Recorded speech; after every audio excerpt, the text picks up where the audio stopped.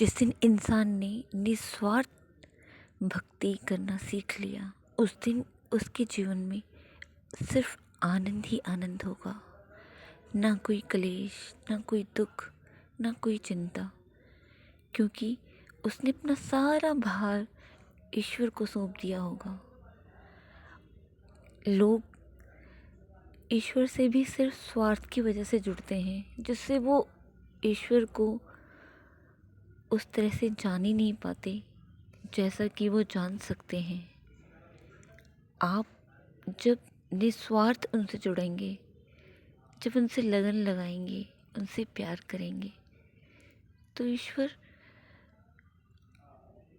आपको सब कुछ दे देंगे यूं ही।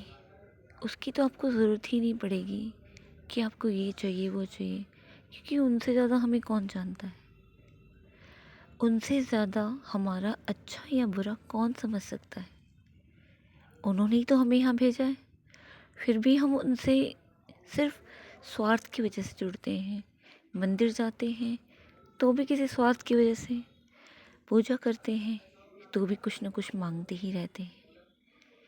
जिस ईश्वर का हम सब अंश हैं, हमें उनकी तरफ हमारा ध्यान जाता ही नहीं है।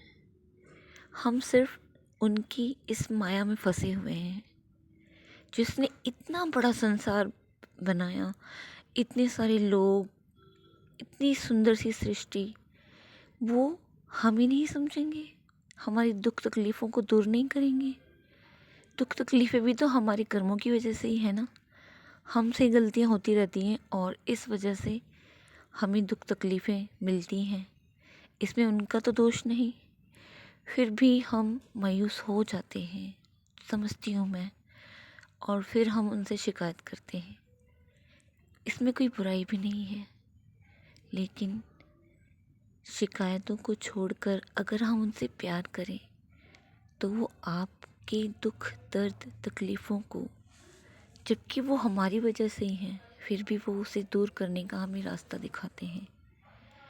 जिस दिन आप निस्वार्थ भाव से उनसे जुड़ेंगे ना, उनसे प्रेम करेंगे, आपको सब कुछ इतना सरल लगेगा। ये जीवन भी आपको अपनी हर समस्या इतनी छोटी लगेगी जो कभी आपके लिए असंभव थी, वो भी संभव हो जाएगी।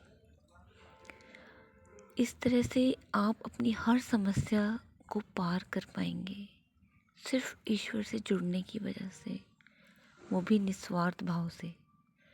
अगर आपका स्वार्थ है तो स्वार्थ को ही महत्व देता है, वो तो सौदेबाजी हो गई। हमने किसी के लिए कुछ किया तो हम भी उससे कुछ मांगना चाहते हैं उसके बदले में, है ना। तो निस्वार्थ भाव से ईश्वर से भक्ति कीजिए, फिर देखिए कमाल।